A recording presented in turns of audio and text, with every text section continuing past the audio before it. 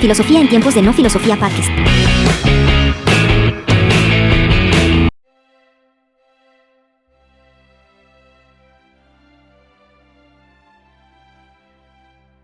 Bienvenidos al episodio número 29 y hoy vamos a hablar de algo muy importante que es el impacto de la filosofía medieval en la Edad Moderna.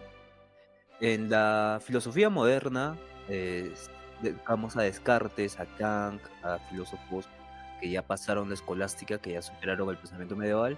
Sin embargo, este pensamiento medieval resurge o surge con la filosofía griega y con la filosofía romana.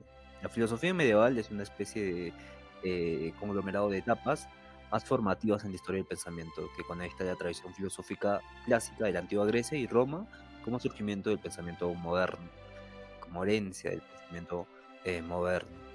Entonces, este periodo, que se extiende aproximadamente desde la caída del Imperio Romano de Occidente desde el siglo V hasta el Renacimiento en el siglo XV, se caracteriza por una profunda interacción entre la teología y la filosofía. En la Edad Media, los filósofos y teólogos cristianos, islámicos y judíos trataron de integrar la fe y la razón, buscando armonizar los principios religiosos con el legado de los antiguos filósofos, especialmente Platón y Aristóteles. Aunque la filosofía medieval estuvo marcada por su vínculo con la teología cristiana y la interpretación religiosa de la realidad, sus aportes fueron fundamentales para sentar las bases del pensamiento moderno. La relación entre razón y fe, la metafísica, la teoría del conocimiento y la ética medieval no solo han influido posteriormente en la evolución científica, sino que también ofrecieron cimientos para cambios en la filosofía y la teoría social, que marcarían posteriormente el Renacimiento y la modernidad propiamente dirigida. Entonces, la filosofía medieval tiene un impacto duradero en la modernidad. Son cuatro razones muy importantes. La síntesis presente. Los filósofos medievales, especialmente en las corrientes escolásticas, buscaban entender cómo la razón humana podía coexistir y ayudar a entender los misterios de la fe. Pensadores como Tomás de Aquino, Guillermo de Ockham, Antonio Cantucci, descubrieron que la razón y la fe eran antagonistas, eh, y que éstas debían complementarse. La reconciliación entonces que le dieron de fe y razón fue crucial para el posterior desarrollo y evolución del pensamiento occidental. En los siglos posteriores pasaría de un enfoque teológico a uno más secular, sin abandonar por completo las cuestiones de moralidad y metafísica. Y el segundo aspecto es la fundación de la ciencia y la ética. A través de la lógica formal, los filósofos medievales pusieron las bases para el desarrollo de un enfoque sistemático y racional que influiría en la ciencia moderna, ¿no? La filosofía natural de pensadores como Roger Bacon y el estudio de la causalidad de Tomás de Aquino marcaron el inicio del pensamiento científico. A su vez, el enfoque escolástico en la ética basada en la ley natural y los principios aristotélicos prepararon el terreno para las morales modernas, incluyendo en pensadores posteriores como Hobbes, Locke, incluso Kant. El principio de causalidad es importante para todas las filosofías y también las teorías de la ley natural, la ley divina, como habíamos mencionado en los episodios anteriores. El tercer aspecto es el pensamiento más crítico, ¿no? El énfasis medieval en la dialéctica, tesis, síntesis, la argumentación lógica, o sea, coherentemente, el desarrollo de la tradición científica. Ya hay ciertos conocimientos que al ser no son lógicos, pero con el pensamiento se da un método dialéctico para que tenga más sentido aquello que eh, dicen, y eso hace que tengamos el pensamiento crítico que se ve reforzado en el renacimiento de la ilustración. Como Guillermo de Ockham, con su teoría de la navaja de Ockham, comienzan a desafiar las preguntas metafísicas y escolásticas, lo que cambió el camino de la ciencia y la filosofía moderna. El aspecto número 4 es la relación de la teología y la filosofía política. El debate medieval sobre la naturaleza de Dios y la libertad humana tuvo repercusiones profundas en el moderno, donde la teología política medieval influyó en el desarrollo del pensamiento, el gobierno social, la soberanía, los derechos individuales, serían cruciales en las teorías políticas de pensadores como Hobbes, Rousseau, Locke, siglos XVII y XVIII. El impacto de la filosofía medieval es muy vasto y no debe subestimarse. Para empezar a hablar ahora, vamos a hablar de la influencia del Renacimiento en la investigación. filosofía medieval tuvo un impacto profundo en los siglos XIX, perdón, XIV y XVI, o sea, el Renacimiento y la Ilustración, que es del siglo XVII y XVIII, desde la Ilustración prácticamente. Estos dos periodos clave han marcado el paso de la filosofía medieval al paso al feminismo, a la modernidad. Si bien el Renacimiento y la Ilustración fueron movimientos que a menudo se presentaron como una ruptura del pensamiento medieval, no se puede entender por completo cómo la filosofía medieval contribuyó especialmente en lo que es el humanismo, la razón, la ética, la teología, a través de pensadores medievales como como Guillermo de Ockham, las ideas sobre la razón, la moralidad, la relación entre ciencia, la síntesis, la física y conglomerado de estas de desarrollo. El Renacimiento entonces revaloriza el hombre y la razón. Durante este periodo, el redescubrimiento de la cultura clásico-grecorromana empieza a resurgir y no dentro de religiones y pensamientos de los romanos, pensadores como Aurelio y hablo con los pensadores de la etapa grecorromana, son más escépticos, otros son más como el placer hedonistas y este tipo de cosas, sino que fue una fusión de las ideas clásicas con una nueva visión del ser humano que comenzaba a emerger. Este proceso de las ideas medievales se les trajo su base y la moralidad cristiana. Y acá hay que comentar algo muy importante, que es el cambio de percepción que se está dando. Con Descartes ya llega a su cumbre este cambio de percepción. Por ejemplo, en la teología se decía que todo lo que dice la Biblia, un texto, es verdadero. Y eso quiere decir que hay un método, in- hay un método deductivo donde eh, lo exterior es lo universal, es lo verdadero. Nosotros somos una parte que unifica, que va desde lo universal a lo particular. Por ejemplo, la creación del universo ya se tenía que Dios creó el universo en 7 días. Pero con el pensamiento posterior de humanista, la razón, la síntesis, la dialéctica, como vimos, pues empieza el pensamiento crítico a cuestionar, ¿no? Estas ideas. Y pero nunca tenemos que hablar con mismo, ¿no? Eh, donde los textos sagrados se hacían más comunes, por así mencionarlo, ¿no? Y ya había una interpretación subjetiva de los textos sagrados también. Pero en este periodo, en filosofía, se decía que el hombre, con Descartes esto llega así, que la única certeza que tenemos nosotros es que yo pienso lo que significa, o sea, significa eso, que el hombre es primero de las cosas. El hombre determina las cosas. La única certeza que tiene el hombre piensa. Y de acuerdo a esa certeza que el hombre piensa, esa base, ya se va rellenando el mundo, las cosas que del conocimiento y la ciencia ya no es deductiva, sino que ya es inductiva, va desde lo particular a lo general. Como decía Aristóteles, va desde de las cosas particulares a lo universal. Cada una pantalla es una pantalla, pero es universal como la pantalla, la pantalla. Y también acá se da una discusión universales de la pantalla existe o no existe. Y ahí fue un debate que vamos a hablar de esto. Pero eh, este mismo cambia en el Renacimiento, ¿no? Se valoriza al hombre de razón. Vemos que esto tiene que un cambio, una transformación histórico, social, filosófico, un pensamiento de un cambio de conciencia, por así decirlo, donde el mundo de otra forma.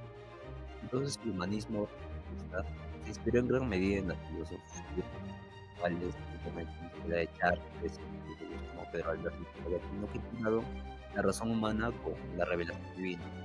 aunque el rompimiento, el renacimiento ha roto en muchos sitios la centralidad de la teología cristiana en la Edad Media.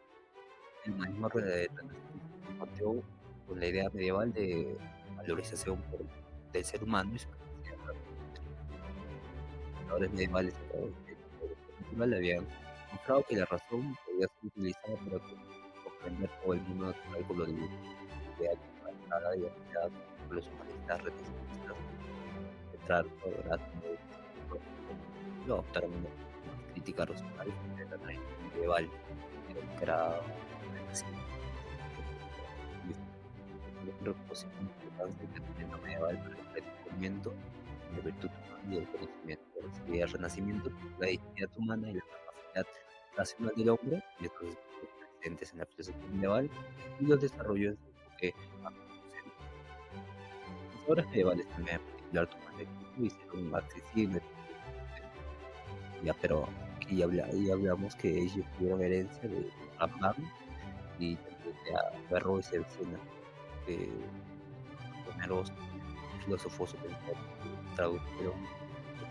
Entonces la lógica y la metafísica aristotélica se convirtieron en fundamentos de la filosofía medieval durante el Renacimiento, que fueron esenciales para el desarrollo del método científico. Los renacentistas redescubrieron los textos de Aristóteles y aplicaron lógica y metafísica al estudio de la naturaleza y la humanidad, que contribuyó al nacimiento de la ciencia moderna. En cambio, el uso de la ilustración ya usa la razón y la secularización del conocimiento animal ha influido en la ilustración de maneras más complejas, que la ilustración fue un movimiento que centró en la autonomía de la razón, el progreso y la secularización del conocimiento. Las raíces se encontraban en la teología natural y los principios filosóficos de la Edad Media.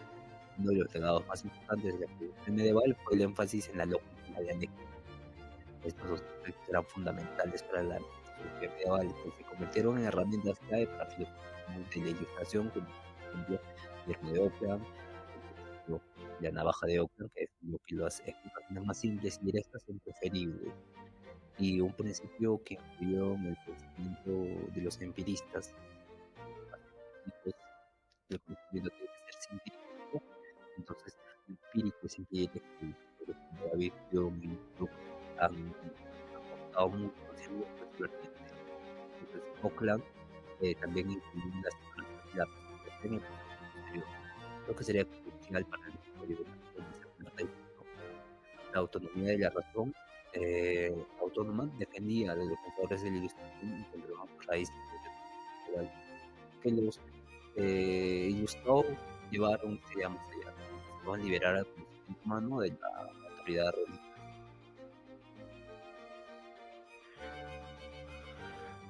A lo largo de la Ilustración y el Renacimiento hay varios pensadores que reinterpretan muy especialmente la filosofía medieval con respecto a la fe y la razón, ¿no? La relación entre el conocimiento natural y el conocimiento divino. Aunque muchos filósofos de estos periodos buscan distanciarse de teologías medievales, las influencias de los filósofos medievales siguen siendo fundamentales en el pensamiento moderno. A continuación vamos a ver algunos pensadores clave en este periodo de la modernidad. Por ejemplo, Descartes, que inicia todo, ¿no?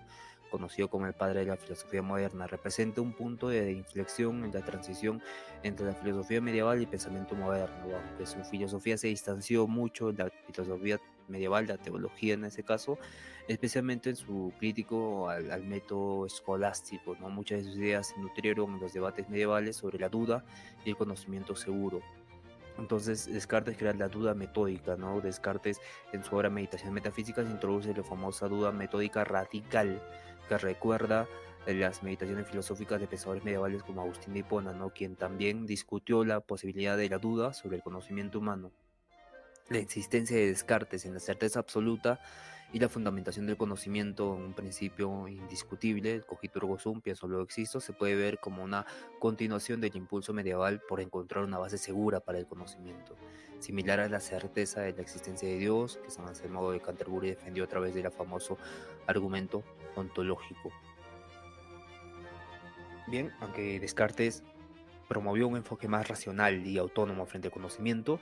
Su creencia en un Dios perfecto y la armonía entre la razón y la fe refleja la influencia de pensadores medievales como Tomás de Aquino, quien también intentó reconciliar la razón natural con la revelación divina.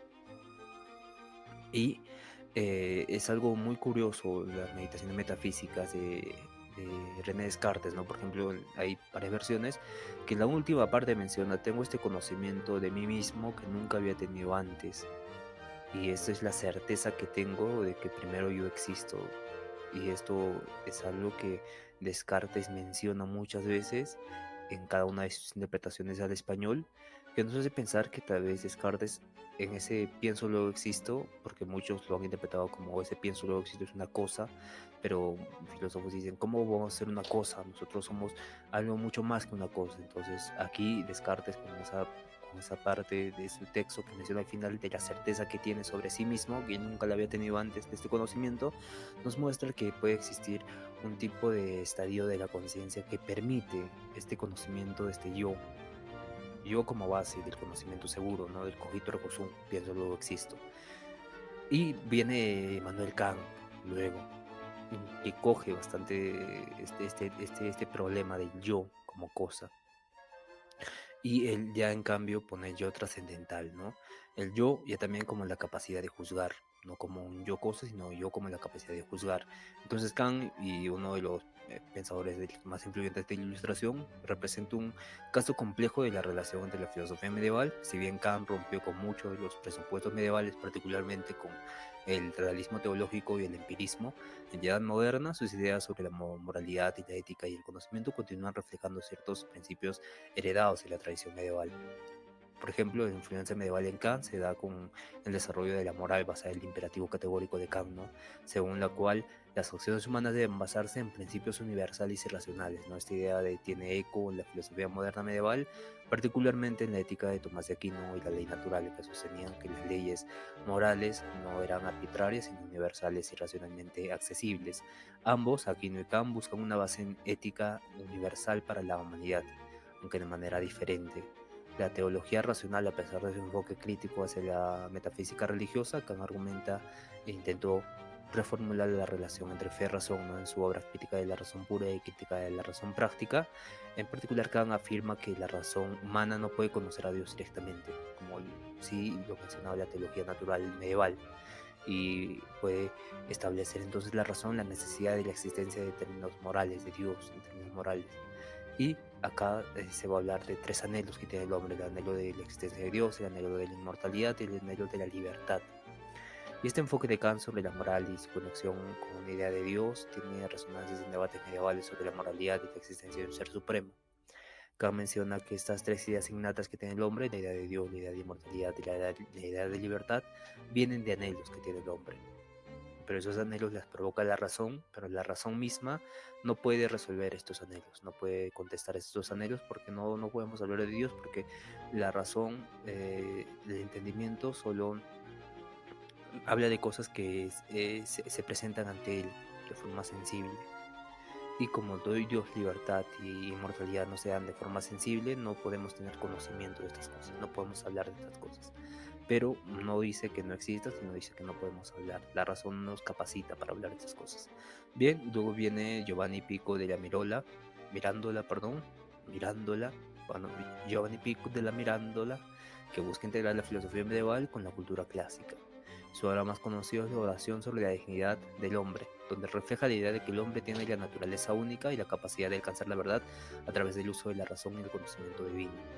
Entonces, la dignidad humana y la libertad, igual que Tomás de Aquino y otros filósofos medievales, Pico creía que el hombre podía alcanzar la verdad divina por medio de la razón y el libre albedrío. Sin embargo, mientras que la filosofía medieval enfatizaba el papel de la gracia divina en la relación humana, Pico en su obra ofrece una síntesis entre más renovado del potencial humano y la libertad de la voluntad humana, lo cual influyó en el pensamiento humanista, porque Pico también buscó reconciliar las diferentes tradiciones filosóficas con las religiosas. Y recordemos que Pico fue antes que Kant, antes que René Descartes, pero ha influido mucho en este en el uso de la razón y el conocimiento divino, pero ya también como un potencial humano. Y se puede mencionar entonces que Pico busca reconciliar diferentes ramas de la filosofía medieval, que no va a hablar de Kant, no va a hablar de Descartes, que incluye la filosofía de Aristóteles y las ideas de místicos medievales. Los místicos medievales tienen mucha relevancia en la actualidad porque ya se descubrió con la mecánica cuántica que existen ciertos principios que no están de acuerdo con la lógica clásica, ¿no? Esta ciencia clásica que tenemos hoy en día, ¿no? Y esta búsqueda de síntesis refleja el deseo medieval de conciliar el conocimiento filosófico con la revelación divina. John Locke es otro filósofo, es más conocido como uno de los filósofos más importantes de la Ilustración, porque también se le considera uno de los filósofos contractualistas, y su énfasis en derechos humanos, libertad y conocimiento empírico tiene conexiones con la tradición medieval, especialmente con el pensamiento de Averroes y Tomás de Aquino, quienes discutían el papel de la razón en la interpretación de la ley natural y los derechos humanos, ¿no?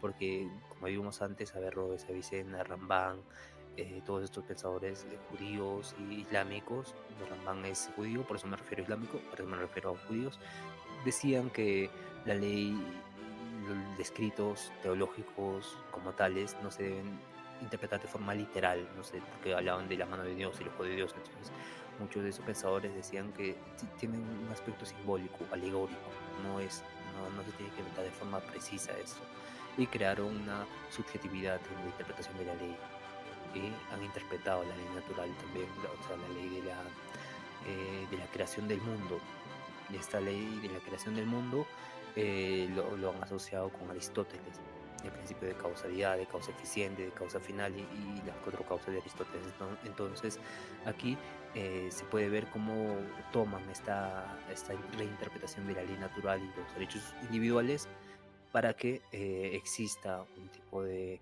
humanismo en énfasis en los derechos humanos, en el conocimiento humano, en la libertad, en el conocimiento empírico.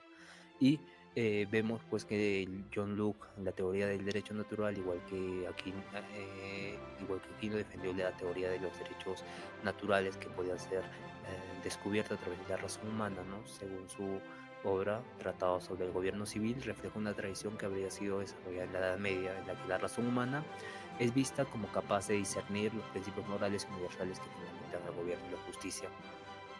Otro tema interesante es la distinción entre la fe y la razón en John Locke. En línea con los desarrollos de la Ilustración, John Locke promovió la separación de la Iglesia y del Estado, pero su énfasis en los derechos humanos y la moralidad universal se basa en los principios medievales de la ley natural y la capacidad humana para razonar correctamente sobre cuestiones éticas. Ya no, por ejemplo, la ley decía, ¿no? No matarás. Y básicamente esto se ha heredado, ¿no? Pero este no matarás necesita un sustento más que teológico para que sea aceptado. Ahí ya se respetan las libertades del hombre, el derecho a la vida, derecho a la libre opinión, y hay varios derechos que justifican esta ley natural, para que lo hace más razonable y la hace más práctica también en cuestiones éticas. Llega Hegel, ¿no? Bueno, ya hablamos con John Locke en 1600, 1700, a inicios de 1700, pero Hegel ya mucho más tarde, en 1770, 1800, ya, ya empieza a deslumbrar con su teoría especulativa y dialéctica, ¿no? Hegel vivió durante este siglo XIX y se alejó de cuestiones religiosas de la Edad Media. Que él influenciado enormemente del pensamiento alemán y en gran medida continúa con la metafísica medieval de una forma renovada ya también, por ejemplo el concepto de Dios y la dialéctica. Hegel formuló una visión de desarrollo espiritual, de desarrollo del espíritu y la dialéctica, que implica una especie de progreso histórico y lógico en la humanidad. Esta progresa hacia un entendimiento más complejo de Dios. Esta idea de una realización histórica de la divinidad tiene reminiscencias de la teología medieval, particularmente en los escritos de Agustín de Hipona y la metafísica de Tomás de Aquino, quienes también defendieron que la historia humana estaba guiada por un fin divino y un propósito trascendental.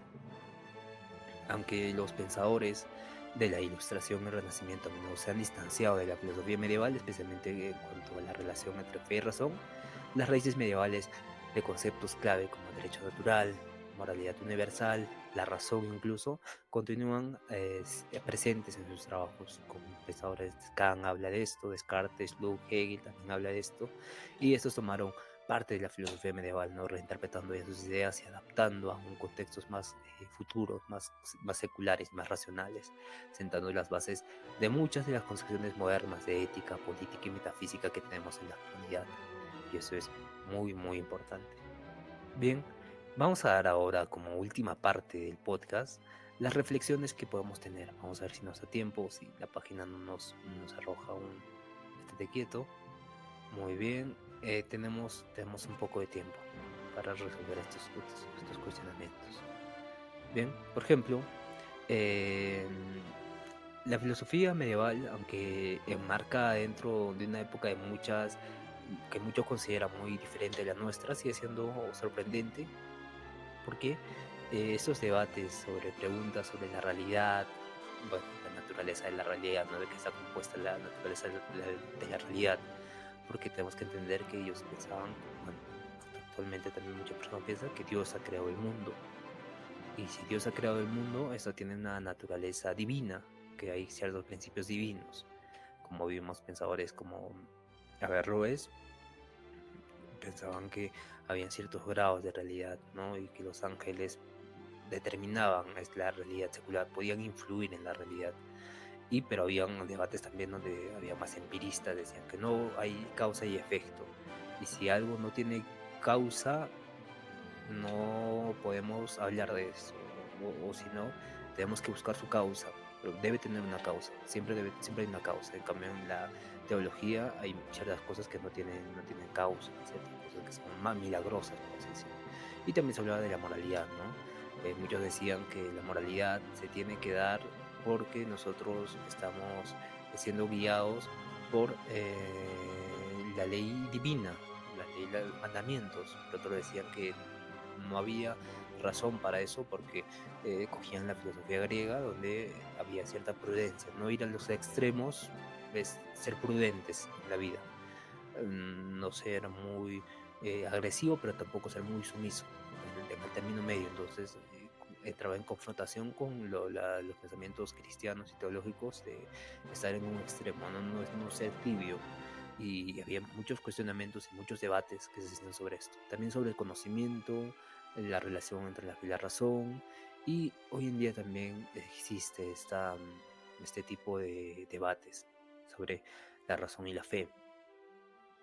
Por ejemplo, podemos nosotros argumentar que todo el conocimiento científico es un conocimiento de la razón, pero Popper viene y dice que si falla un 0,001% de ese conocimiento, no es un conocimiento fijo, entonces no es verdadero.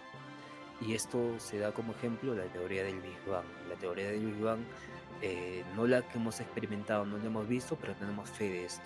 Entonces es un conocimiento por fe, es un conocimiento por la razón. Y este el debate ahí, ¿no? De qué hace que una teoría o un objeto sea verdadero en sí mismo. La existencia o la lógica que implica la existencia de esa cosa.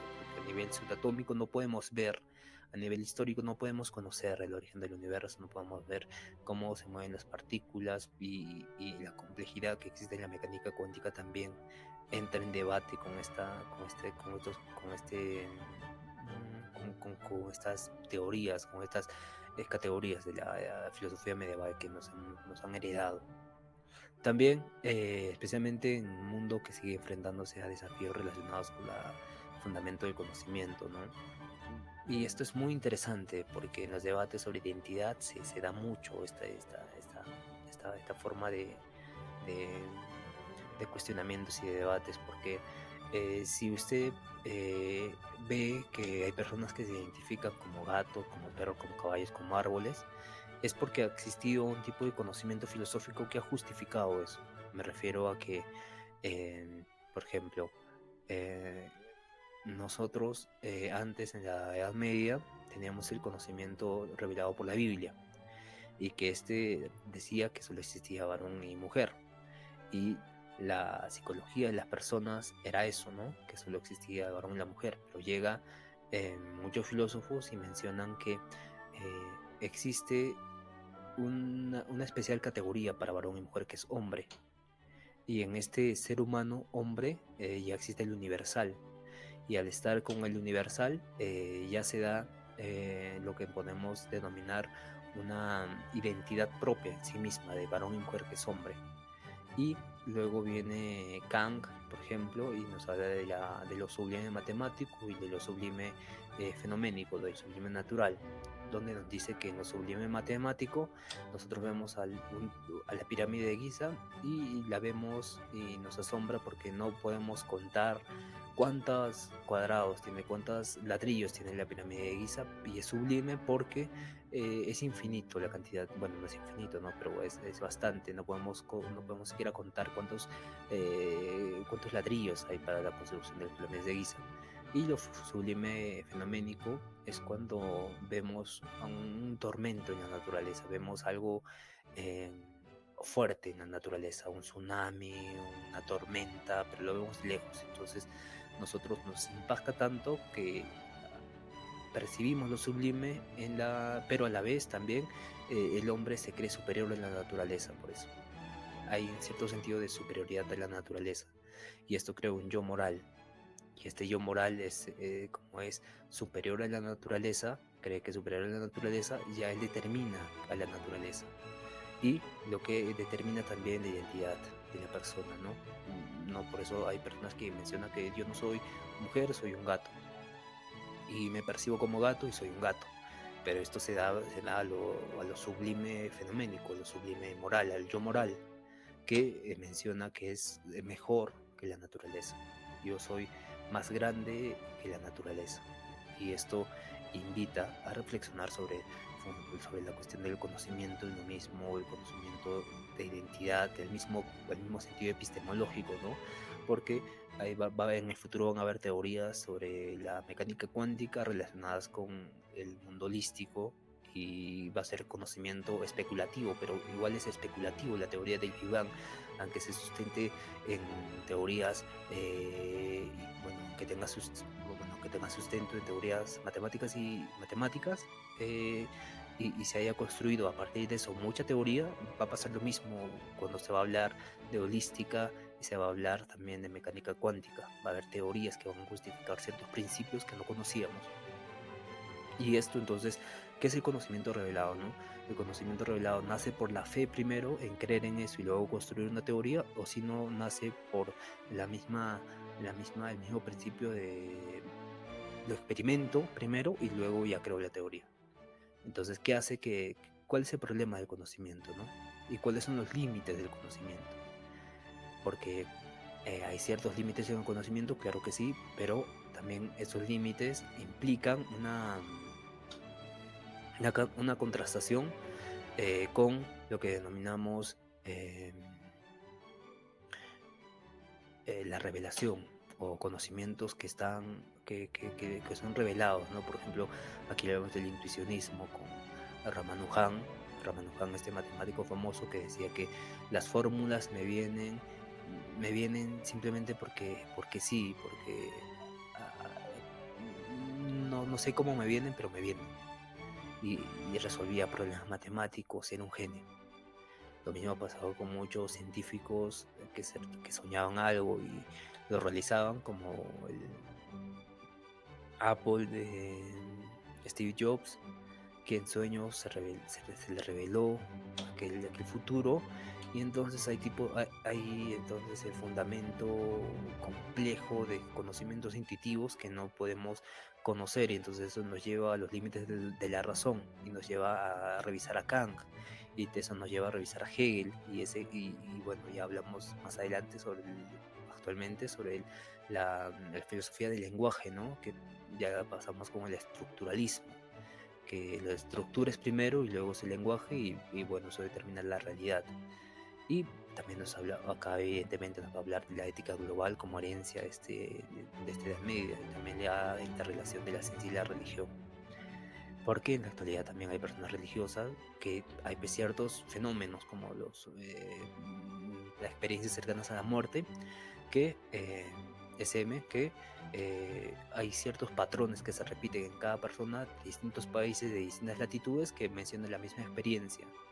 Y entonces ese conocimiento lo descartamos o lo estudiamos, porque no tiene fundamento lógico para conocer, para ver, para conocer aquello, pero hay experiencia de eso, entonces ya hablamos de ciertos fundamentos de conocimiento que tendrían que ser replanteados, ¿no? Pero y en la filosofía medieval ya se daba esta discusión, porque eran muy católicos y había ciertas cosas también que no se podían explicar. Bien, eh, bien, vamos a pasar al siguiente episodio, ya mucho más, relajados, pero hay igual mucho que hablar de la transición que se da de la filosofía medieval a la filosofía moderna. Y es demasiado que hablar. Por ejemplo, otro de los aspectos que no tocamos, y bueno, que vamos a tocar ahora, ¿no? Porque vamos a hacerlo completo. Es decir, los debates o la cuestión del conocimiento y la epistemología, ¿no? Los debates medievales sobre el conocimiento, por ejemplo, como la cuestión de si el conocimiento es adquirido de manera empírica o mediante una comprensión racional innata, siguen siendo fundamentales en la epistemología moderna, ¿no? Filósofos como Averroes, Al-Ghazali, Tomás de Aquino discutieron la naturaleza del conocimiento verdadero, el papel de la razón y la fe como seres humanos ¿cómo los seres humanos pueden acceder a la verdad? La pregunta central, ¿no? ¿Cómo podemos acceder a la verdad? En la filosofía contemporánea, especialmente en el campo de la epistemología, preguntas como ¿qué significa realmente saber algo? Pregúntese y tal vez responda, ¿no? Porque preguntarse es fácil, pero responder es difícil. ¿Qué significa realmente saber algo? Saber algo es porque lo he leído, saber algo es porque lo he experimentado, saber algo es porque tengo una experiencia personal de eso. También es el conocimiento universal o relativo. Lo mismo que está relacionado con la pregunta anterior, ¿no? Yo experimento algo que es unipersonal, pero es real para mí. Pero ese conocimiento eh, es universal o relativo, como las experiencias cercanas a la muerte, ¿no? Esas personas tienen conocimiento universal o relativo. Y también, ¿qué podemos conocer con certeza? ¿Qué se puede conocer con certeza? ¿No? Podemos conocer con certeza que el Big Bang ha ocurrido, por más que haya sustento teórico, porque no hemos estado y no hemos experimentado ahí. Y si nos basamos, nosotros decimos que somos empíricos, no podemos hablar de esto, de que hemos conocido el Big Bang o que hemos conocido el Titán. Y siguen siendo debatidas estas preguntas, ¿no? En este sentido, las contribuciones medievales sobre la relación razón, intuición y percepción siguen siendo relevantes al tratar de entender cómo construimos nuestras creencias y conocimientos sobre el mundo. Bueno, la filosofía medieval, especialmente los escolásticos, intentaron sistematizar los conocimientos heredados en la antigüedad y la Edad Media a través del enfoque racionalista y metafísico. En este sentido, el método escolástico influyó directamente en el desarrollo de la visión sistemática de la realidad, que abordaba desde la naturaleza del ser hasta las causas primeras de los fenómenos naturales. En la revolución científica que siguió el Renacimiento, hubo una evidente distinción entre la ciencia empírica y la metafísica. Sin embargo, hoy en día la pregunta sobre el papel de la metafísica en la ciencia continúa siendo objeto de reflexión. Por ejemplo, las discusiones sobre el origen del universo, la naturaleza del tiempo, la teoría cuántica siguen invocando cuestiones metafísicas que fueron ampliamente debatidas por filósofos medievales, ¿no? En el mundo que cada vez tiene más avances tecnológicos y científicos, la metafísica medieval puede proporcionar rica perspectiva sobre pensar en las leyes universales, en las causas primeras y demás. El concepto también de la dignidad humana, ¿no? Que fue profundamente explorado por filósofos medievales como Tomás de Aquino y Agustín de Hipona, quienes afirmaban que los seres humanos tienen una naturaleza que les otorga una posición única dentro de la creación. Esto les otorgaba tanto una responsabilidad moral como una capacidad de alcanzar el bien supremo, que es Dios. Y en los debates filosóficos contemporáneos, el tema de la dignidad humana siguen siendo centrales, especialmente en la bioética, como por ejemplo la bioética habla del problema del aborto, ¿no? Y la eutanasia. Está bien, está mal, en qué momento la persona se le considera persona y en qué momento tiene derechos también. Y la inteligencia artificial también entra en estos debates filosóficos contemporáneos, ¿no? Por ejemplo, cómo entendemos la dignidad humana en un mundo en el que la tecnología y las ciencias cognitivas desafían las concepciones tradicionales de la mente y el cuerpo. Entonces la concepción medieval del ser humano como una criatura con una naturaleza racional y moral, sigue ofreciendo una base para abordar cuestiones éticas contemporáneas. Por último, uno de los legados más duraderos en la filosofía medieval y su enfoque en el diálogo es el problema de la teología y la filosofía, ¿no? Pensadores como Tomás de Aquino intentaron reconciliar razón y fe. Bueno, un diálogo que sigue siendo relevante en la filosofía contemporánea. Hoy en día filósofos como Alasdair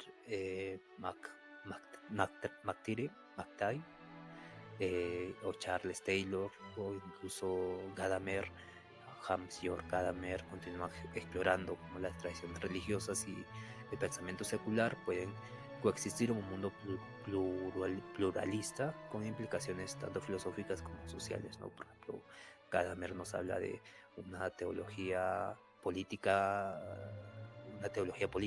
que implica la existencia de Dios como que debe guiar a la sociedad, pero con términos ya modernos, con categorías mucho más contemporáneas sobre derecho y demás, propiedad y demás. Entonces, que vamos a tratar seguramente en capítulos mucho posteriores. Esténse atentos, vamos a hablar de todo lo que respecta a la filosofía, ¿no? La filosofía medieval en su conjunto tiene ideas que se han desconectado del pensamiento moderno, pero hay algunas ideas que sí han vuelto a retomarse en discusiones. Ya hablamos de la fe y la razón, la moralidad universal, la naturaleza del conocimiento, la dignidad humana, que estos siguen siendo preguntas cruciales para nuestra existencia en el mundo contemporáneo.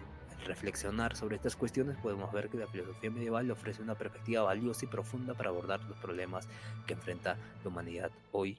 Y bueno, lejos de ser una etapa superada, el pensamiento medieval sigue siendo una fuente de inspiración y un punto de reflexión crucial para los debates filosóficos actuales, especialmente en un momento en el que la humanidad se enfrenta a desafíos éticos, tecnológicos y existenciales sin precedentes. Muchas gracias por escuchar y nos vemos en el siguiente episodio número 30, que vamos a hablar de la reflexión sobre la filosofía medieval y su impacto en el mundo moderno, en el mundo actual. Gracias por escucharnos y nos vemos en el siguiente episodio. Puedes dejar tu comentario o preguntas sobre filósofos que quieras tratar y nos vemos el día de mañana.